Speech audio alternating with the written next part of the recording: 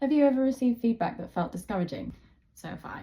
It's part of the process in research, so here's how I try to handle it. The first thing is to remember that rejection happens all the time in science and research. Whether it's research papers, grants, or even an ethics application, not everything can be exactly right first time round. And that's why we have academic review, to make sure that what you're putting out there into the world is the best version of itself. It's also really important to reframe feedback as constructive. Remember, it's not you that's being reviewed, it's your work. I had one paper that was rejected by a number of journals, and the feedback that I kept getting was that it didn't meet the scope of their journal.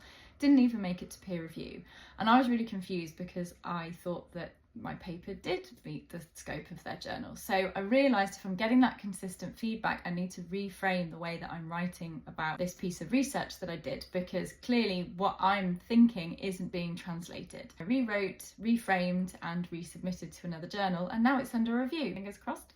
And if you get meaningful critique from experts in your field, that means that your work is worth being taken seriously. So every time you get feedback and you use it, your work and your craft improves. You can ask yourself, are there patterns in the feedback, like with my multiple rejection? And what can you change immediately? You may get feedback like, this needs to be written more concisely.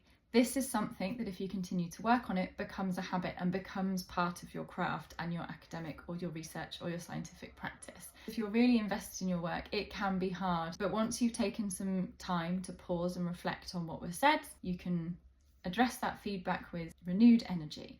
And remember that you're always learning, and even Nobel Prize winners get rejected.